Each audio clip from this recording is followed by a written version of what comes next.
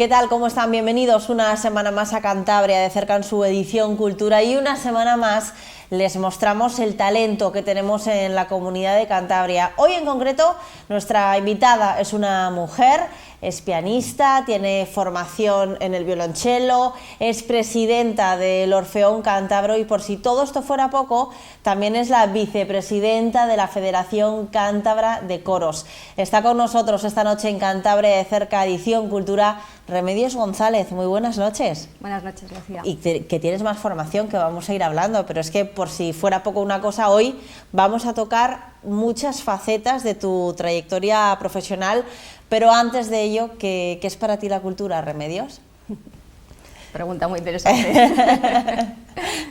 Pues mira, cuando hablamos de cultura, se me viene a la cabeza el término conocimiento, en un sentido amplio del término. No como una acumulación de información, para eso ya están los ordenadores o las enciclopedias. Conocimiento en el sentido amplio, porque es lo que va a otorgar al individuo una capacidad de decisión individual. Es decir, cuanto más culta es una persona, más herramientas tiene, más instrumentos tiene en su cabeza para tomar decisiones. Y esto es vital en el ser humano. Una persona culta es más difícil de manipular. Las informaciones que te vienen de factores exógenos de fuera, a la persona culta, porque tiene esa formación, es más difícil que decidan sobre él. Va a ser él el que decida sobre lo que tiene en el entorno. Entonces, la cultura es importantísima, es necesaria. Después de la salud, digamos que es el factor primero, ¿no?, para operar en el mundo. Tener cultura, tener formación en ese sentido amplio de la sabiduría, del conocimiento, sea en la rama de las ciencias o en la rama de las letras, ¿no?, las humanidades, las artes, es fundamental para el individuo. Y eso te proporciona independencia, no económica, independencia desde el punto de vista intelectual, ¿no? Y te proporciona un camino hacia la libertad. El que puede tomar una decisión es libre, no depende de que otro te diga qué tienes que hacer. Y luego también es muy importante que cuando ya estás metido en el mundo de la cultura te produce como adicción. Entras en ella y ya no sabes estar sin ella. Vas buscando, ya todo lo enfocas desde ese punto de vista. Fíjate, adquieres la cultura cuando eres pequeño a través del estudio, de la vía académica, pero luego ya es tu inquietud personal a través de la lectura, a través de la asistencia a museos, a conciertos, los viajes. Cualquier actividad de tu vida puede tener un enfoque cultural si tú tienes esa inquietud, y eso te va posando, te va dejando y entonces cada vez tienes más herramientas para tu vida, decidir qué camino quieres llevar. De hecho, Remedios, tú ahora mismo desde hace 5 años aproximadamente, yo creo que me has dicho, dedicas 24/7 de tu vida a la cultura. ¿Concibes la vida sin ella ahora mismo? ¿O concibes tu vida de otra manera? Porque eres licenciada en Derecho, gran parte de tu vida la has dedicado a esa carrera profesional, a desarrollarla, pero ahora mismo, ¿concibes tu vida de otra manera? No. Efectivamente, soy licenciada en Derecho y mi vida profesional, 33 años, he estado trabajando en el sistema financiero español, en 3 entidades diferentes. Desde hace 5 años que ya salgo de ese mundo.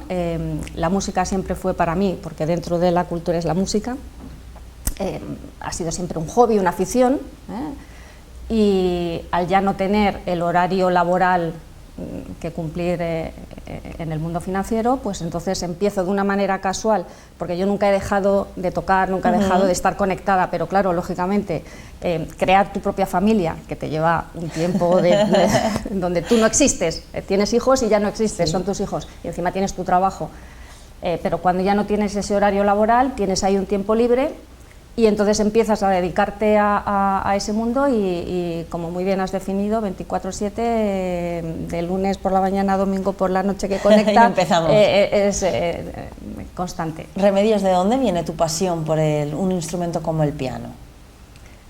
Pues se lo debo todo a mis padres, pero en concreto a mi padre, porque mi padre toda su familia tocaban el acordeón de oído, y entonces él tenía esa vocación por la música y fue su ilusión, su sueño, que cuando tuviera hijos les iba a dar una formación musical. Y efectivamente lo cumplió. A mi hermano y a mí nos matriculó en Madrid, en el conservatorio, y él me matriculó en piano, es decir, fue una decisión de mi padre, pero a mí me gustó muchísimo y a raíz de ahí nunca he parado. ¿Con qué edad empezaste? Me matriculó con 6 años. ¿Con 6? Fíjate. Tan pronto... Te iba a decir, me parece una pasada, me parece muy pronto. Tan pronto. En aquella época, bueno, ahora creo que no te hubieran permitido, porque está todo regulado. Me parece que sí, hasta está regulado de otra manera. El asunto es que, fíjate, Lucía, cuando yo llego a cuarto de solfeo, tengo que estar un año sin poderme matricular, porque en quinto sí que no me dejaban matricularme hasta que tuviera la edad oficial. Fui como un año por delante, entonces mi profesora, señorita Belegra, que fue muy importante en mi vida musical, porque ella es la que me da las nociones básicas del lenguaje musical, y si conoces bien lo que es la estructura del lenguaje musical, son las herramientas, son los pilares, y eso ya te hace caminar. Entonces ella le dijo a mis padres, pues que venga todo un curso conmigo para no perder, y estuve todo un año yendo, no como repetidora, sino como... Sí, avanzada. Y sí, entonces con 6 años me matriculó mi padre, le faltó tiempo al pobre. Pero de hecho las cosas fueron muy bien, porque con tan solo 16 actuaste como solista con la Orquesta de Radio Televisión Española. ¿Cómo recuerdas eso? Pues eso es una de las grandes experiencias de mi Sí, vida. ¿no? Era un programa que se emitía por entonces, las personas de mi edad lo recordarán, que tuvo mucha fama, que dirigía el maestro Asensio y se llamaba El Mundo de la Música. Entonces era un programa musical en la que él, iban niños, era pedagógico, iban colegios, y después de la parte de instrucción que hacía, pues a los niños, a los pequeñitos, les permitía ir y les regalaba una batuta, les enseñaba, bueno, pues les dejaba dirigir un poquito a la orquesta, pero esto era una parte, digamos, lúdica un poco, pero luego ese programa conectaba con los conservatorios y a alumnos de edad hasta los 16 años, que tuvieran un nivel determinado, sí, y que quisieran, y que su profesor o su catedrático les diera el visto bueno, les permitían tocar en el programa. Y entonces yo en ese momento estaba cursando 7º de piano de la carrera profesional, y mi catedrático, don Manuel Carra, una eminencia en el mundo de la pedagogía del piano en Madrid, bueno, en España, pues me lo propuso, y para mi repertorio aquel año yo preparaba el concierto número 17 de Mozart para piano y orquesta, y me dijo que sí quería participar. ¿No te lo y yo no sé pensaste? decir que no, Lucía. Entonces, bueno, fueron unos meses, aquello sí que fue 24/7 Mozart. Sí, ¿no? No hacía otra cosa más que sí. Eres exigente, yo creo, de todas formas, Sí, ¿no? sí, es uno de mis defectos. Que eres muy exigente. Pero claro, había que hacerlo, y había que hacerlo bien, y fue toda una experiencia. Además, mira, aquella grabación que se hizo en noviembre y luego se emitió un 1 de enero del año siguiente, grababa el coro de Radio Televisión Española, y es que me emociona, porque grababan el Aleluya de Händel, con lo que ahora en mi mundo coral estoy tan vinculada a esa obra. Y yo recuerdo, se grababan muchas cosas, ¿no? Y recuerdo estar allí con mi madre, que es quien me acompañó. Me acuerdo perfectamente de la ropa que llevaba, fíjate que hace años, pero eso se te queda. Esas cosas? Y yo estaba allí, era una niña de 16 años, sentada al lado de las coralistas, estaban con un traje blanco, de estos de coralistas, ¿sabes? Coralistas de verdad, ¿no? Claro, profesionales. En ese momento, claro. Profesionales, el coro de Radio Televisión Española. ¿Cómo cantaban? Claro, imagínate, bueno, yo impresionadísima. Y estaban allí sentadas conmigo. Mi madre dice que no me dijo nada en aquel momento para no asustarme, y cuando salimos, dice, estabas tan blanca como el folio ese que tiene. Yo debía de estar alucinando. Sí. Y entonces, bueno, es una experiencia. Lo que ocurre es que musicalmente no lo disfrutas, porque la edad, estás tan pendiente de tocar lo que tienes que tocar, y es tu primera vez con una orquesta, entonces fue un ensayo y grabación. He podido disfrutar más de otras experiencias. De hecho, a partir de ahí, ¿Cómo ha ido evolucionando Remedios González como pianista? A partir de ahí termino mi carrera. Para mí también fue muy importante la interpretación con mi catedrático a dos pianos de unos estudios de Schumann, por cómo se desarrolló. Eso fue en un examen de fin de curso, pero eran exámenes que cuando tú aprobabas, si querías ir a por nota, se decía así, entonces tenías que examinarte ante tribunal y público, eran como conciertos. Y era un momento muy bonito porque en el conservatorio pues eran las cátedras, entonces entre los alumnos y te ibas a ver porque toca fulanito en el examen de tal día, ¿no? Entonces aquello era casi como un concierto, ¿no? Y aquel día fue muy, muy, muy especial, porque aquel día sí disfruté plenamente de la obra. Remedios, ¿qué nos puedes contar del Orfeón Cántabro, del que eres presidenta y que antes de comenzar me dabas ahí el aviso que hoy, 1 de marzo, cumple 60 años? Pues es lo más importante que te quería decir. Tú sabes perfectamente que esta entrevista se hace hoy porque tú me diste la cita hoy.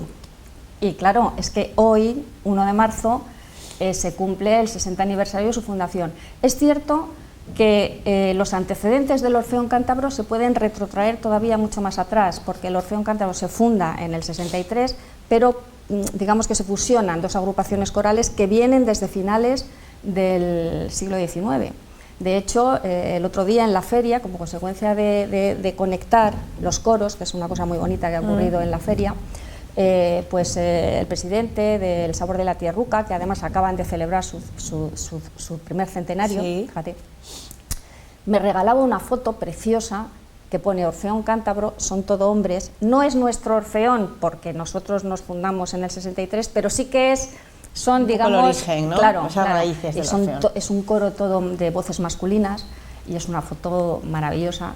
Y fíjate, el programa lo estamos haciendo hoy para arrancar nuestro 60 aniversario. ¿Qué es lo que hacéis en el Orfeón Cántabro, para aquellos que no lo conozcan?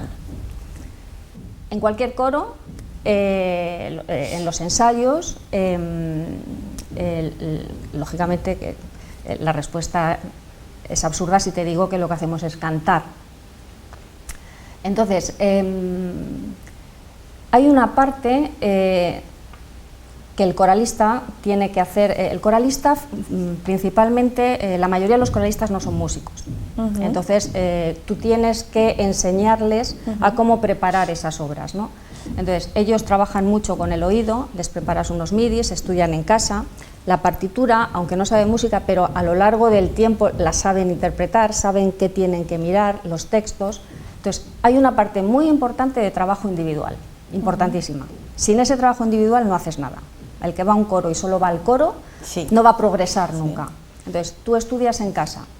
Y luego, cuando llegas al coro, la parte importante es, bueno, el jefe de cuerda, el profesor de ¿Cuántos miembros, cuántas personas formáis parte? Pues mira, en el Orfeón ahora éramos 30, 31, pero te voy a decir una cosa importantísima. Con la feria se nos han incorporado... Cuando hablas de la feria, vamos a situar a todos los espectadores, hablas de esa primera feria coral, Ciudad de Santander, que hace, no sé si 2 o 3 semanas, estuvo aquí Julio Merino, el presidente de la Federación Cántabra de Coros, también miembro del coro Ronda Altamira, y nos estuvo hablando en detalle de esa primera feria que quizá era un experimento, Remedios, pero que fue un éxito absoluto. Y de hecho, en esa feria, además de mostrar todo el arte que tienen todas las agrupaciones de Cantabria, también dabais a conocer a todas esas agrupaciones, a todos esos coros que estáis buscando precisamente nuevos miembros. Claro, es que el origen, el fundamento de la creación de la feria es precisamente ese, captar coralistas. ¿Y lo habéis conseguido? Por eso te decía, porque los coros no han trabajado, como muchas empresas también ocurre, no trabajan, no preparan el relevo generacional. Claro. Entre eso y la pandemia... Sí, nos contaba Julio que la pandemia ha sido terrible, ¿no? Entonces hemos perdido muchas voces. Y es muy difícil captar voces, y captar voces en este momento, que estamos como la sociedad está despertando de la pandemia, ¿no? Hay mucho miedo. Bien, entonces me preguntabas por el número de coralistas. Pues hemos pasado de 30, se nos han incorporado 12 personas. ¡Guau, un montón! Esto es una barbaridad. ¿A raíz de la feria? Sí. Qué pasada, Remedios. Se inscribieron o tomaron datos de 20, pero bueno, lógicamente, pues al final, de momento, pero 12 asistiendo a ensayos ya, gente muy motivada y tal. Bien, a lo mejor de esos 12 no quedan los 12 o hay movimientos, ¿no? Porque estas cosas no son inmediatas. Pero no te hablo solo del Orfeón Cántabro, es que el coro Ronda Altamira que acabas de citar, que es el coro de nuestro presidente de la Federación, pues tiene 5 nuevas incorporaciones, el Colegio de Economistas, el coro del Colegio de Economistas, 8, en fin, y te podría decir... Entonces, son números muy altos. Entonces, este es el verdadero éxito porque es cumplir el objetivo por el que nace. Pero luego la feria ha tenido más éxitos, porque ha sido dinamizador para los propios coros desde dentro. Luego es muy importante que los coros se han conocido, han interactuado.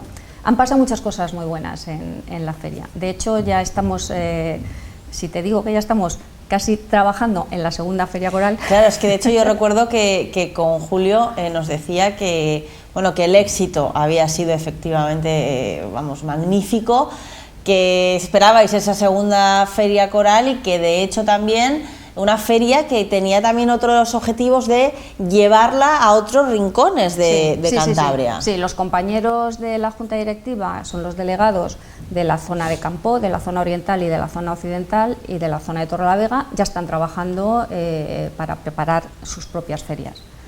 Remedios, y precisamente de esa Federación Cántabra de Coros, de la que eres vicepresidenta, ¿qué nos puedes contar?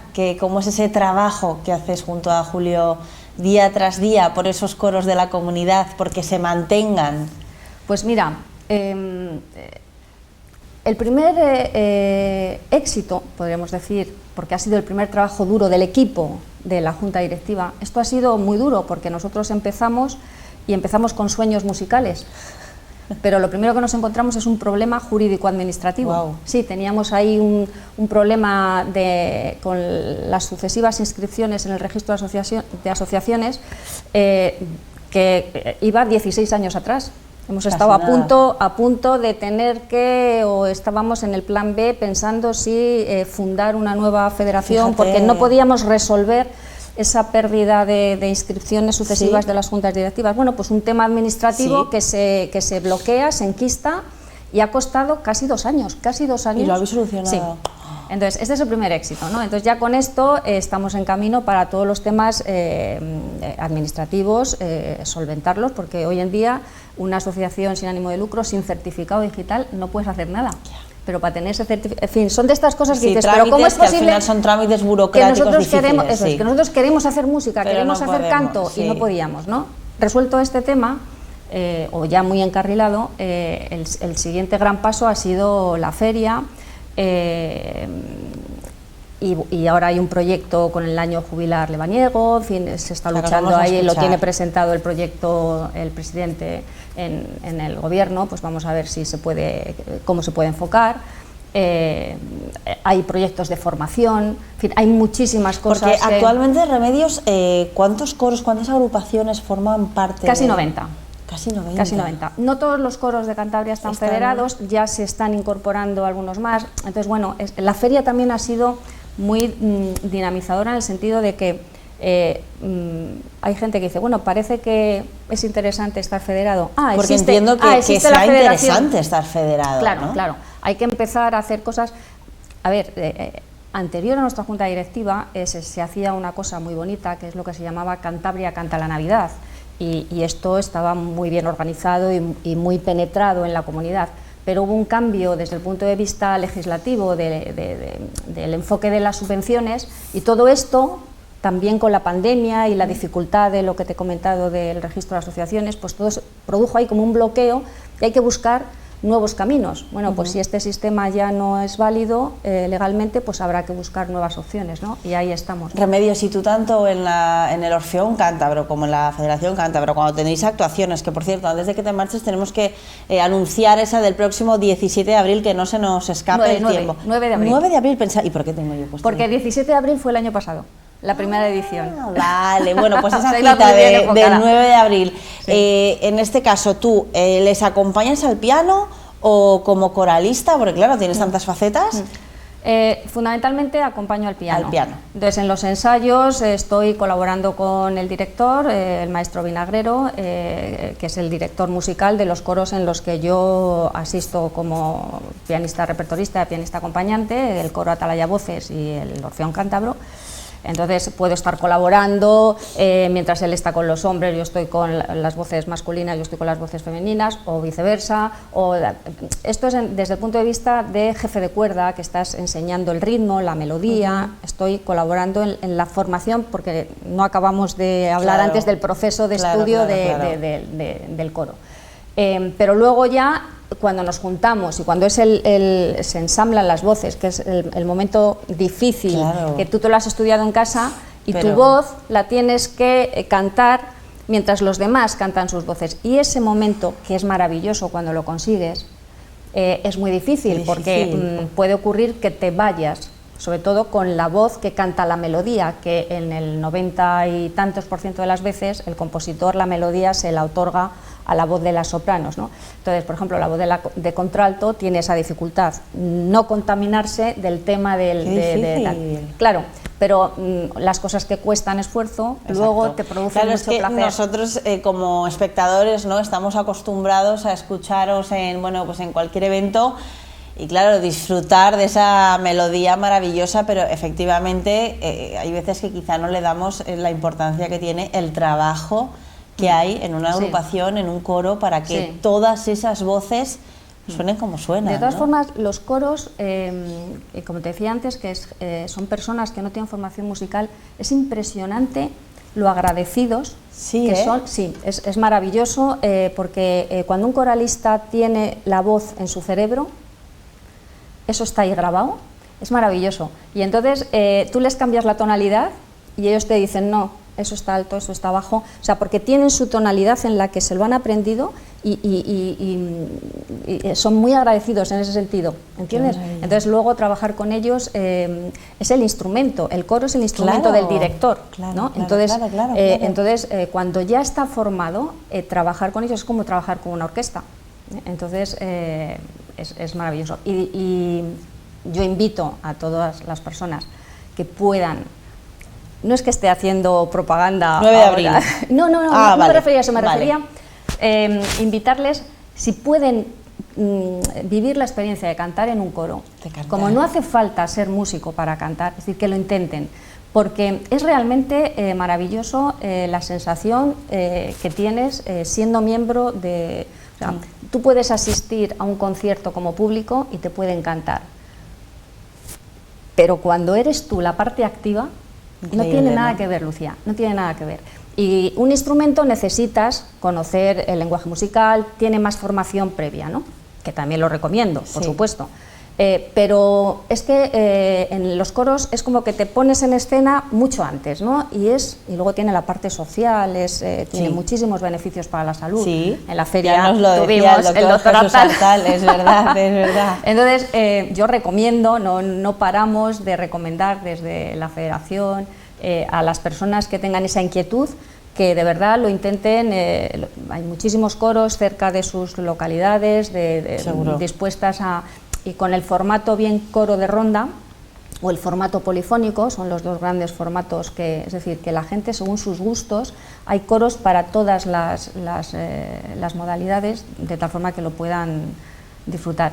Y de cara a esa cita del 9 de abril, a ver, ¿de qué vamos a poder disfrutar? ¿Qué no se pueden perder los telespectadores del programa? Porque yo creo que merece la pena, sin duda. Sí, mira, y además es que el año pasado hicimos la primera edición, y este año el éxito fue tal que desde el excelentísimo Ayuntamiento de Marina de Cudello nos han llamado para hacer la segunda edición. Ellos tienen un programa cultural que llaman Semana Santa en Gajano, y entonces es como un ciclo que cierran con una gran obra musical el Domingo de Resurrección, dentro del ámbito litúrgico de la Semana Santa. Entonces, en las conversaciones con el alcalde, ellos estaban muy interesados en que se pudiera interpretar el oratorio El Mesías de Händel. Entonces ya lo hicimos el año pasado y lo repetimos este año. El elenco de solistas es impresionante, Pilar Volado como soprano, Laura Ortiz como mezzo, Juari López como tenor y Ángel Simón como barítono.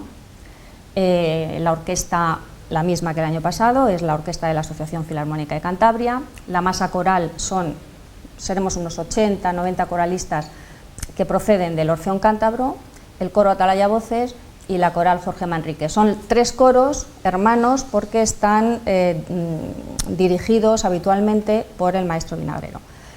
Y la dirección de toda esa cantidad de músicos en escena y artistas corre a cargo del maestro Vinagrero. Entonces, eso en una iglesia, la iglesia de San Martín de Bajano, que tiene un retablo que es absolutamente, parece que está construido para la obra o la obra tal. Entonces, bien. Y además vamos a hacer una puesta en escena diferente de la del año pasado, es decir, todas aquellas personas, por supuesto, un concierto es el mismo, la música y el libreto es la misma, pero cualquier interpretación, cualquier versión, el directo siempre es distinto, ¿no? Porque aunque sea el mismo intérprete, cómo entiendes la obra hoy, a cómo entiendes tú mismo la obra el año que viene, con lo cual invito a que nunca nadie deje de ir a un concierto porque ya lo vio o ya vio a ese intérprete. Pero es que además vamos a hacer alguna cosita diferente para sorprender y para animar a que nadie deje de asistir a ese gran evento. 9 de abril, ¿la hora la sabemos ya? Será, imagino, en torno a las 6, como el año pasado, bueno, por la tarde. En redes sociales, sí, se anunciará. 6 de la tarde y que no se lo pueden perder. Remedios, lo tenemos que dejar aquí. Muchísimas gracias por habernos acompañado esta noche en Cantabria de Cerca Edición Cultura.